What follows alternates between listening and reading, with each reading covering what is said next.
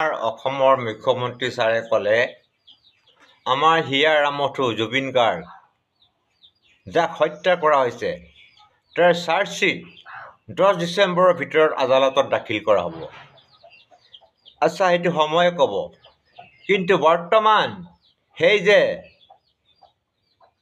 যিটো ভাৰতৰ বৈদেশিক মন্ত্ৰালয়ৰ অধীনত আমাৰ জুবিনে ছিংগাপুৰলৈ গৈছিল, তেওঁ অসুস্থ অৱস্থাত গৈছিল।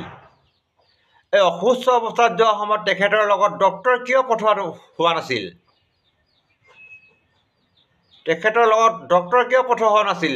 আৰু তেখেত যেতিয়া সাগৰত ডুবু অৱস্থাত হয়, তেখেতক উদ্ধাৰ কৰাত কিয় ক্ষিপণালি কৰা হৈছিল? উদ্ধাৰ কৰা ব্যক্তিসকল কিয় আধা ঘণ্টাৰ পিছত আহি পাইছিল তাত? ইয়াৰ উত্তৰ কোনে দিব এতিয়া? অসমৰ ৰাইজে কিন্তু এইটো মানি নল'ব। তদুপৰি শ্যাম কানু মহন্তক এৰেষ্ট কৰিছে হয়, কিন্তু তেখেতৰ পত্নীক কিয় এৰেষ্ট কৰা নাই এতিয়ালৈকে? আৰু হৃদয়াৰ্থ ফুকন তেখেতক এৰেষ্ট কৰিছে, কিন্তু যিটো CID টিম অসম চৰকাৰে বনাই দিছে, সিহঁতে ক'ত ইনকুৱাৰী কৰিছে? ঘটনা হৈছে ছিংগাপুৰত, কৰিছে ইনকুৱাৰী আমাৰ এই গুৱাহাটীত। আৰু গুৱাহাটীতো এনেকুৱা স্থানত কৰিছে, কোনোবা পাণ দোকানত ধৰিছে জুবিনে কিমান টকাৰ পাণ খায়, কোনোবা মদৰ দোকানত ধৰিছে জুবিনে কিমান টকাৰ মদ খায়। এইটো কি তদন্ত হ'ল? এইবিলাক তদন্তৰ নামত মিছা।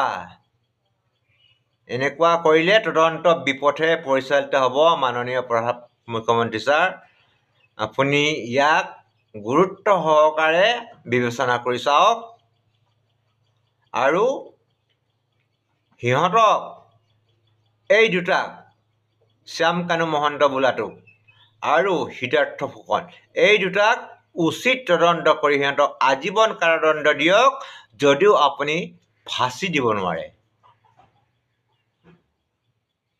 তেনেকুৱা ব্যক্তিয়ে সমাজত জীয়াই থকাৰ অধিকাৰ নাই। তেখেতসকল আমাৰ পৃথিৱীৰ কাৰণে এটা বোজা স্বৰূপ। আৰু যিটো বিৰোধী দলে কৈ থাকিব, ক'বলৈ দিয়ক। আপুনি কয়, আপুনি যিটো কৰিম কয় আপুনি কৰিবই মুখ্যমন্ত্ৰী ছাৰ। সেইকাৰণে অসমৰ জনসাধাৰণে, অসমৰ ৰাইজে আপোনাক শুদ্ধ উচিত তদন্ত কৰাটো বিচাৰে। Thank U.